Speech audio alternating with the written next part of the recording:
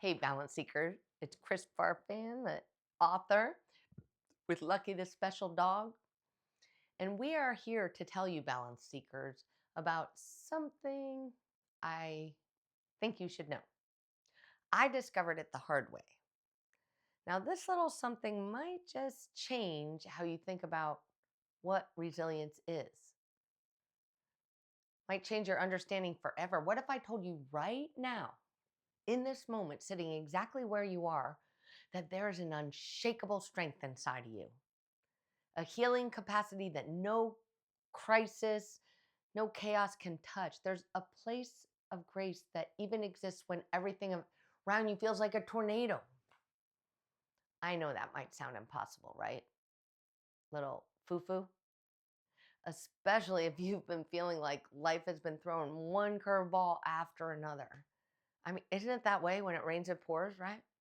But stay with me because I'm about to share a story that really transformed, shifted how I see the capacity to not just survive and get by, but to actually thrive, even in the middle of uncertainty. This story starts in 2020, but it's really about discovering what I call your invincible summer within. I like summer. That inner strength that's always been there, just waiting for you. You just have to remember it exists. Picture this: 2020 hits. We're all living in what feels like some kind of crazy alternate reality. Out here in California, we had the fires. It was like the freaking apocalypse. It was so weird. Anxiety rates like quadrupled overnight. Depression started creeping in like fog, even for people who had never even experienced any form of it before in their lives. And they were like, well, what? Maybe you were one of those people. I know I was. Reaching for anything just to feel something other than the yuck, the constant underlying hum of what the heck is happening here. Netflix binges, binge eating, late night shopping online, anything to avoid the quiet in your head. But as if life wasn't challenging enough already, my family got hit with another curveball that brought everything into sharp focus. And I bet yours did too. Our situation was that 3 days before my daughter's senior year of high school started, the Dynamo ASB vice president, she was out trying to have some good, clean fun with friends and fell without a helmet on a skateboard. Suddenly, I found myself sitting in one of those sterile emergency rooms. We actually got routed to the wrong freaking hospital. I felt so helpless and afraid. You know that feeling when you're in a situation that is totally out of control and you don't know what is going on? I didn't have any coping strategies. I felt completely inadequate to handle what was happening. That was me in that moment, freaked out. But here's where the story gets interesting, balance seekers. And here's where everything I thought I knew about resilience got turned upside down. Instead of spiraling into all the terrifying scenarios, my mind wanted to create, and trust me, there were many. It wanted to go there in a big way. I was there clutching my other child's hand, and I felt what I thought was a conscious choice. I stared up at the ceiling of that ER and I said out loud, I need an excellent doctor. I was taking meditation with Chopra at the time, and I knew my thoughts were important. And so I was wishing for us to send a doctor that was the best. And a face flashed in my mind. Dr. Njakubi, what a name, right? He was an incredible neurologist that worked with me in that same hospital that we were at like 18 years ago. And he was amazing. And he was kind. And he had a voice like James Earl Jones. For all I knew, he had moved, retired, I don't know, changed hospitals. But I saw his face and heard his voice so clearly in my mind. And then within the hour, I walk into the ER, and who's standing at the head of my kid's bed? I'm not kidding you, Dr. Njakubi. Not someone like him, but him, exactly as I had pictured him. 18 years later, what are the odds he was still working at the same hospital? And he was still the same compassionate doctor who sees patients as a whole, as a full human being, not just as symptoms or notes on a chart. This was the power of the mind, the power of manifesting with intention. I didn't just get a good neurologist, I got the bombity bomb. The guy who, in my estimation, was the cream of the crop. But here's the part that really taught me about resilience. Even before her injury, my daughter had found her own way of managing the stress of COVID. I mean, there was no school. She's looking at her friends through pixels, but she's drawn to nature. While everyone else was retreating into screens and breaking COVID rules, she'd spend time outside in a place larger than herself, beyond the chaos. And then after the brain injury, something remarkable happened. She had already gathered wisdom. After that accident, it gave her a purpose. Her purpose was to recover and learn to think again and understand what was happening. She developed actionable, conscious practices to heal. She didn't wait for it to happen to her or someone else to do it. She was literally walking the walk of everything about the mind-body connection. She noticed still that out there in nature, nothing had changed. The trees didn't know about the pandemic and stopped growing. And the universe didn't know about her brain injury. But the birds remind her that maybe everything is not falling apart. And if she could find peace in that moment and grace, she can find it anywhere. This teenager who had already been using nature to cope with the stress of that lifestyle of COVID just had a brain injury. It was only 3 days before her senior year started. It was a shock. She didn't go back to school till November, online school, which was useless, just saying. She didn't just show resilience, she embodied it. She showed that healing isn't something that happens to you, it's something that you actively participate in every single day. She was doing all the things. That experience gave birth to what I now call the Discover Balance Resets. And I'm telling you, it is going to change how you handle stress forever if you let it and do the work and show up for yourself. Here's what I learned.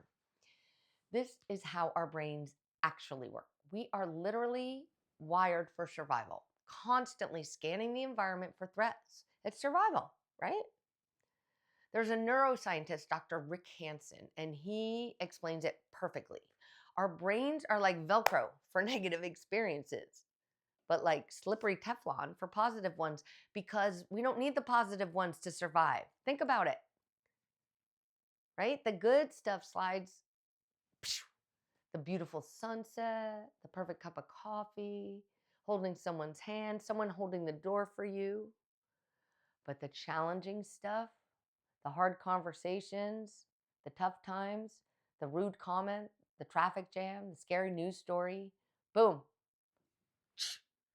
locked and ready in the mental storage right there for your access. It's not our fault, balance speakers. It is an evolutionary programming that kept our ancestors alive, right? You're not going to go in the cave without looking for the tiger. When we're not actually being chased by predators,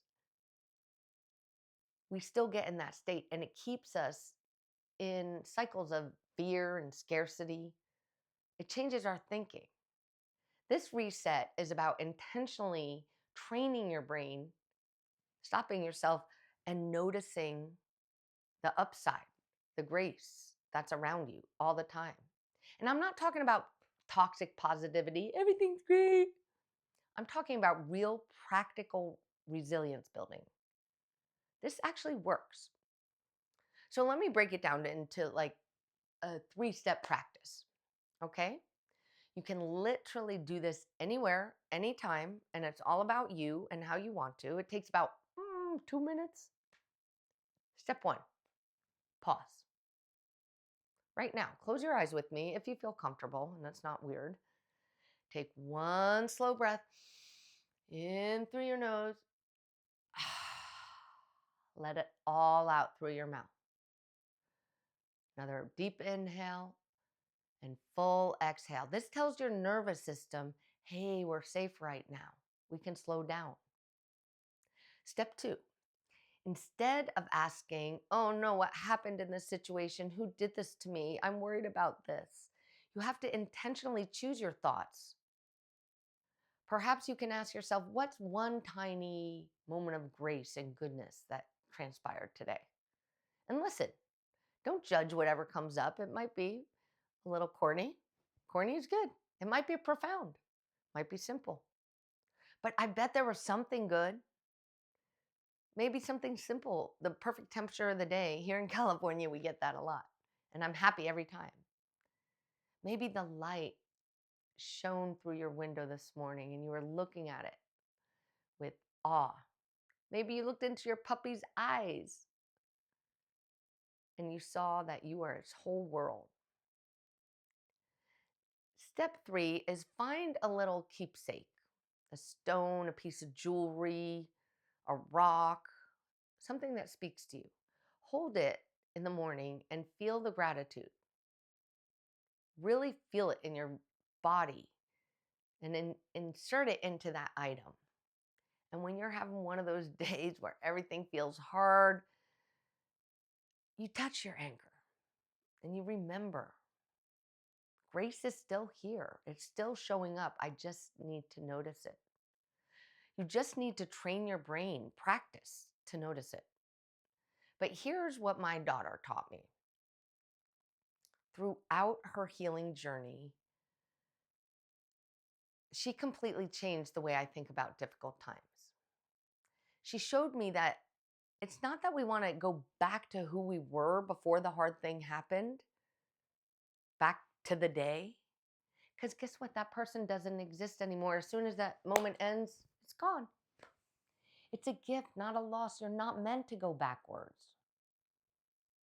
Balance seekers. We are meant to evolve into someone who has walked through difficulty and come out softer, not harder and more scared, wiser, not more cynical, more compassionate, not more guarded. Really. The challenges you face, they're not roadblocks to your happiness. They're actually kind of sculpting you into the person you are with a deeper capacity for joy, for connection, for understanding, for curiosity, for healing, for what really matters. That's not spiritual bypassing. It's not pretending things aren't hard. Things are hard. It's recognizing that you have within you this incredible ability to let difficult experiences expand your heart instead of closing it down. So here's what I want you to know.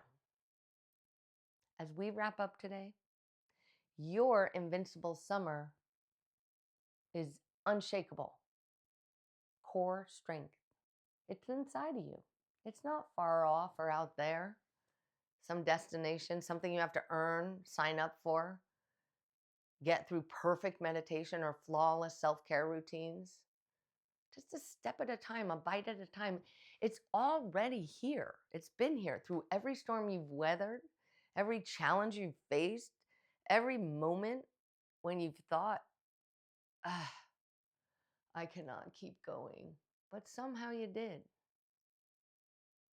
It's that part of you that keeps showing up, even when it's hard. You keep believing that tomorrow can be different. It's the part of you that looks for helpers in emergency rooms and finds grace in your kids' wisdom. That is where your peace lies, your invincible summer within. Balance seekers, it's absolutely unshakable if you let yourself sink into the stillness. So I want to leave you with this question. What is one moment of grace you can notice today? Not tomorrow, not when things get better, today. Exactly as things are, even with the crappy stuff. Seriously, you can find something. I know you can. Drop it in the comments below. I read them. And I love seeing what shows up for you because this is a journey we have to share with each other so we can remember that we're not broken, we're not behind. You are not alone in this. I'm here, and your invincible summer is waiting for you inside to remember it's there and that you can always sink into silence. I see you, strong one, balance seeker. Keep discovering your balance and don't give up. You have got this.